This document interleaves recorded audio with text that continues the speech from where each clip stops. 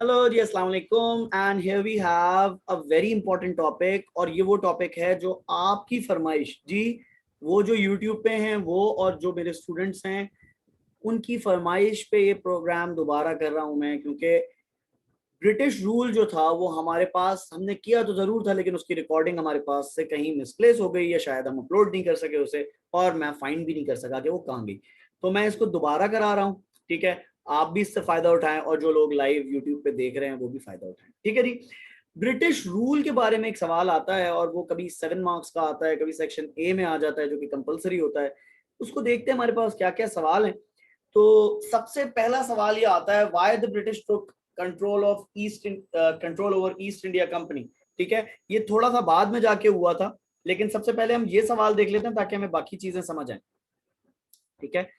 पहले हम ये सवाल देखते हैं, why European Nations became involved in the sub continent, ताकि हमें इंपॉर्टेंट समझ आए ऊपर वाले सवाल की, ठीक है। India had certain raw materials that rest of the world did not have at that time, and they desired including कि वो सारी चीजें उनको मिल जाएं। और वो कौन कौन से चीजें थी? स्पाइसेस थे, कॉटन थी, शुगर थी, सिल्क था, जूट था।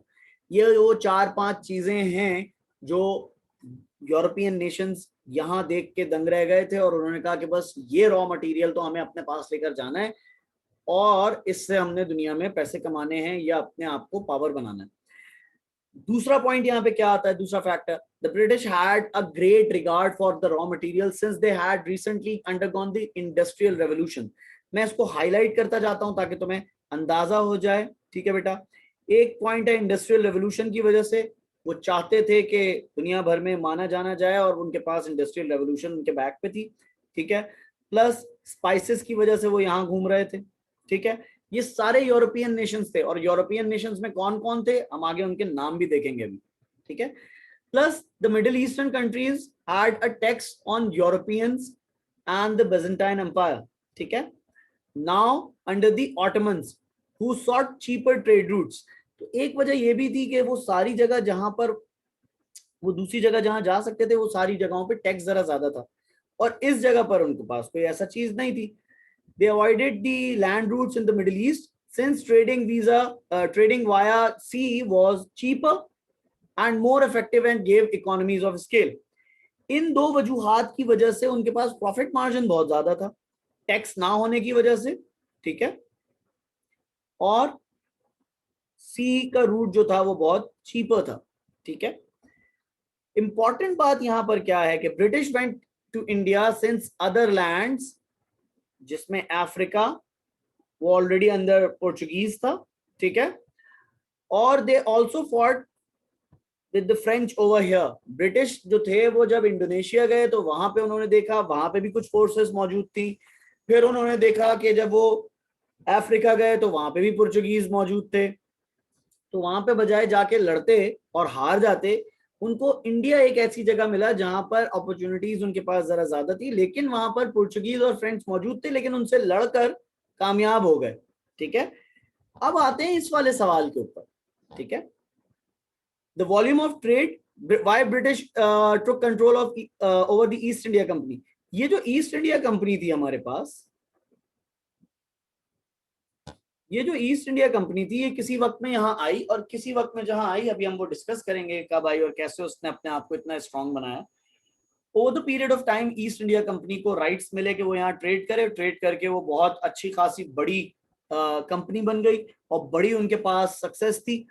इस सक्सेस को जब डाउनफॉल होते हुए देखा ब्रिटेन ने, तो ब्रिटेन ने अपनी उस कंपनी को सपोर्ट देने के लिए कंट्रोल में ले लिया अपने, ठीक है। क्या हुआ, पहले तो उन्होंने देखा कि वॉल्यूम ऑफ ट्रेड बहुत ज्यादा है और प्रॉफिट बहुत ज्यादा है, ठीक है। और अगर ये क्राउन के पास आ जाएगा तो प्राइवेट कंपनी से बेहतर है कि क्राउन के अंडर हो, तो उन्होंने कंट्रोल ले लिया ईस्ट इंडिया कंपनी का। वजह क्या थी? Volume of trade and profit.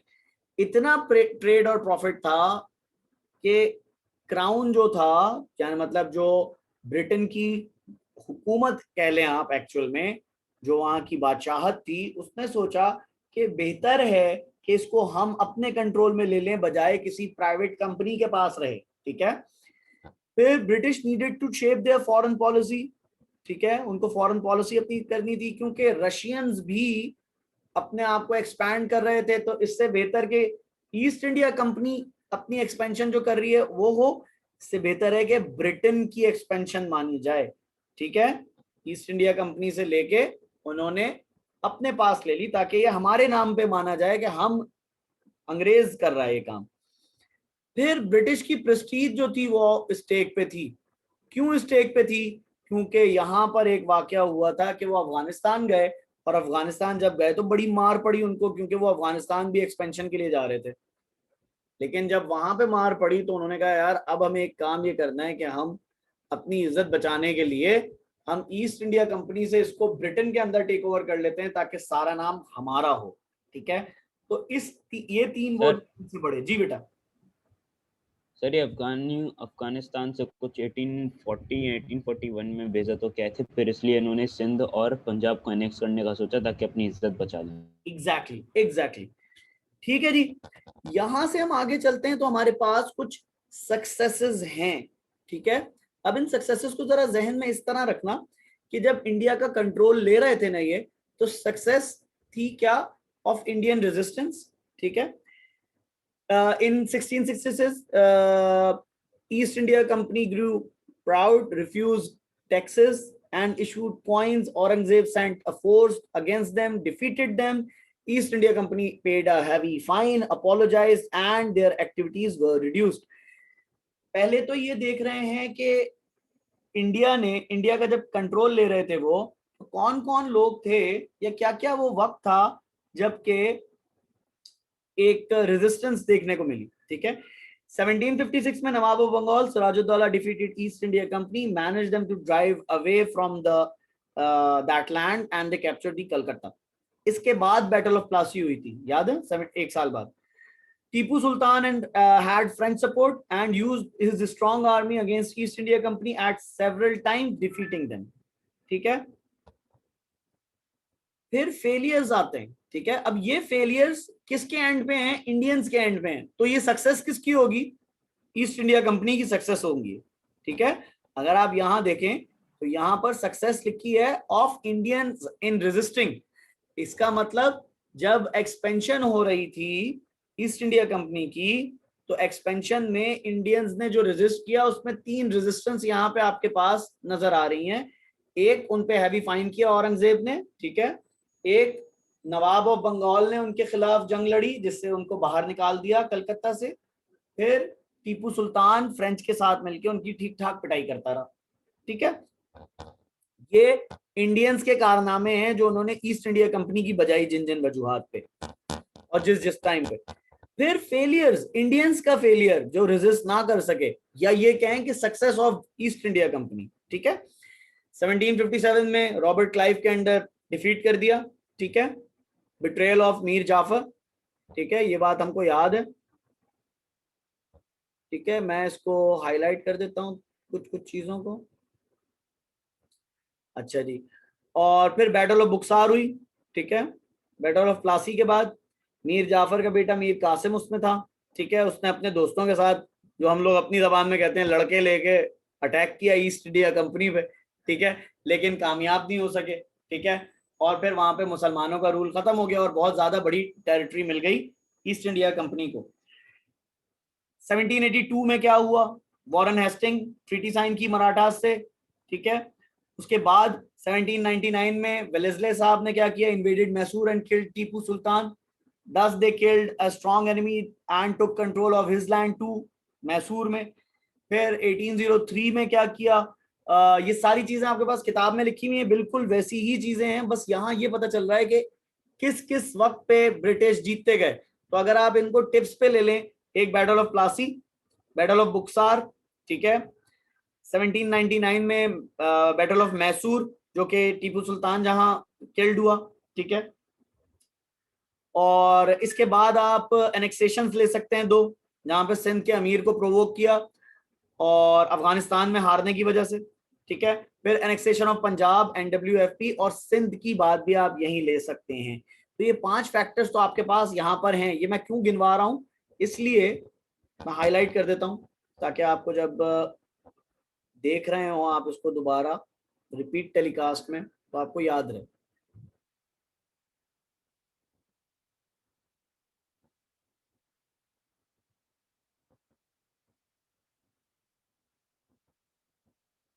ये बात मैं क्यों हाईलाइट करता जा रहा हूं कि यहाँ पे 5 से 6 फैक्टर हमें मिल गए हैं। एक सवाल आता है और वो सवाल आता है, और यहाँ देखो 3 फैक्टर्स थे हमारे पास, ठीक है ना। वो सवाल आता है अक्सर सेक्शन 1 से सेक्शन ए में आ जाता है कभी कभी, और वो ये आता है कि आप सक्सेसेस और फेलियर्स बताएं 1750 से 1850 तक। ऐसा सवाल आता है, पहले तो याद करके बताओ। यस सर, मतलब कितने लैंड्स का कंट्रोल लिया था 1750 से 1850? 1750 से 1850 तक कितना सक्सेसफुली कंट्रोल किया, एक्सपेंड किया ब्रिटिश ने। तो तुम उसमें 4-5 फैक्टर्स तुम डाल सकते हो सक्सेस के, जो कि ये रहे तुम्हारे पास, ठीक है ना। और ये हमारी टिप्स पर है। और आप नेगेटिव में क्या डाल सकते हैं, इंडियन रेजिस्टेंस भी डाल सकते हैं आप, या फेलियर कह दें आप उनको, apart from on the part of east India company, ठीक है। तो उसमें आप ये 3 फैक्टर्स डाल सकते हैं। तो 8 फैक्टर आपके पास हैं, आप कोई 7 ले सकते हैं उसमें, ठीक है। अगर ये सेक्शन ए में आता है तो आपको सिर्फ 5 देने होंगे, ठीक है ना, क्योंकि आपको 7 नहीं देने। तो उनमें आप 4 फैक्टर्स आप डाल दें या सक्सेस के, और 1 डाल दें रेजिस्टेंस का, या आप 3 डाल दें सक्सेस के और 2 डाल दें रेजिस्टेंस का, और फिर कंक्लूड कर लें, ठीक है। ये इसलिए हाईलाइट किया। आगे चलते हैं। 1850 वाली बात के बाद हम देखते हैं कि ब्रिटिश ने कुछ रिफॉर्म्स और रूल्स भी किए थे। ये रिफॉर्म्स और रूल्स भी आप उसमें 1750 टू 1850 वाली में डाल सकते हैं। जैसे कि सती को बैन किया, ठीक है, 1829 में। कॉमन हिंदू ट्रेडिशन, लोगों को अच्छा तो नहीं लगा होगा ना। फिर वही लैंग्वेज वाला, देखो ये लैंग्वेज वाला, यहां पर पर्शियन से इंग्लिश हुई। हमने अभी सेक्शन 2 में क्या करा था, हिंदी उर्दू कंट्रोवर्सी, याद है। तो ये कौन सी हुई, पर्शियन इंग्लिश कंट्रोवर्सी। समझ आ रही बात। फिर क्रिश्चियन मिशनरीज के बारे में, क्रिश्चियन मिशनरीज के स्कूल बन रहे थे, और वो स्कूल क्या कर रहे थे, आपको वो कोशिश करते थे कि आप अपना दीन ईमान बदल लें, ठीक है। और वो ये कहते थे कि अगर आप बदल लेंगे अपना मजहब तो हम आपको फायदा पहुंचाएंगे इकोनॉमिकली, सोशली, ठीक है ना।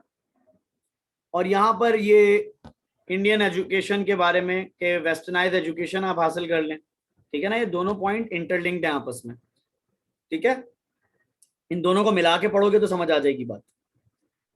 आगे देखते हैं हमारे पास और क्या चीज है। एक हमारे पास चीज आती है रेलवे सिस्टम से रिलेटेड। जी बेटा, डॉक्ट्राइन ऑफ लैप्स अभी आने वाली है बेटा, डॉक्ट्राइन ऑफ लैप्स, ठीक है। डॉक्ट्राइन ऑफ लैप्स आने वाली है अभी, उसका जिक्र करते हैं अभी, क्योंकि वो 52 में आई थी। और पेज नंबर 47 जो है ना, उसमें तुम्हारे पास पिन पॉइंट आंसर दिया हुआ है बुक में डॉक्ट्राइन ऑफ लैप्स का, क्योंकि वो एग्जाम गाइडेंस के हवाले से एग्जाम पर्सपेक्टिव से लिखा हुआ है, उसको देखना जरूर। मैं भी दिखाता हूं अभी। अच्छा देखो, यहाँ पे ब्रिटिश रेलवे के बारे में बात की हुई है। ये क्या बात है, ये कह रहे हैं कि वो अपना रेलवे सिस्टम एक लेकर आए थे, जिससे इंडियंस बहुत अनाए हुए थे, शुरू में बहुत नाराज थे कि क्या चीज ले आए। लेकिन वो ये समझ रहे थे कि वो इंडिया में बहुत ज्यादा इंटरवीन कर रहे हैं। लेकिन बाद में क्या हुआ, लोगों ने इसका फायदा भी उठाया और इसके बहुत सारे फायदे भी नजर आए। लोग अपनी चीजों में, ओके ठीक है, आप लोग जा सकते हैं दोनों, ठीक है। मैं ये खत्म भी कर रहा हूं बस। फिर हमारे पास वॉर ऑफ इंडिपेंडेंस है। क्या ये तीसरा चैप्टर है बेटा, क्या ये भी बताना है, हिबा, सोनिया? नहीं सर। अच्छा मैं सिर्फ ये बता देता हूँ, नो सर। ये वाला बता देता हूँ सिर्फ, ठीक है। Doctrine of lapse. सर मुझे अलीगढ़ मूवमेंट और कम्युनल अवार्ड बता दो। ठीक है, आप अलीगढ़ मूवमेंट वाली वीडियो रखी हुई है यूट्यूब पे, वहां से चेक करो, ठीक है। और कम्युनल अवार्ड भी मैं उसके साथ कराऊंगा जब आपको मैं 1944 के बारे में, जो अभी हमने लास्ट सेक्शन में बात की है ना, जब वो सेक्शन कर होंगे तभी उसी के बारे में बता दूंगा, ठीक है। इसको देख लो। The British introduce the doctrine of lapse allowing them to confiscate the territory under any local ruler who did not have a real male heir। अगर किसी की जायज औलाद नहीं है, ठीक है, और वो बादशाह या रूलर मर जाता है, तो उसकी बेटी नहीं, सिर्फ बेटा ही रूल करेगा। ये कानून बना दिया था ब्रिटिश ने। और जिसके पास नहीं होता था तो तो वो उसको उसकी प्रॉपर्टी ले लेते थे। जब ये प्रॉपर्टी ले लेते थे तो जो लोकल लोग होते थे वो कहते थे कि यार ये तो हमारी जायदाद पे कब्जा है, ठीक है, तो उनको ये अच्छा नहीं लगता था। This did not please the Indian landlords as they were being deprived for their lands and thus rebelled. ये एक वजह थी outbreak of the war of independence की, ठीक है। मेरे ख्याल से यहीं तक रखें इसको, नेक्स्ट टाइम फिर कंटिन्यू करें बाकी चीजें, ठीक है। Yes sir. ठीक है जी, I think that is more than enough. Yes, birth of the nationalist idea ये यहीं से आया था बेटा, ये सारी चीजें यहीं से निकली थी, क्योंकि सर आप बस पीडीएफ भेज दें भी बस। मैं भेज देता हूँ अभी, ठीक है जी। चलो, thanks for the session, take care, best of luck for the exam, I will send you the details, okay, अल्लाह हाफिज।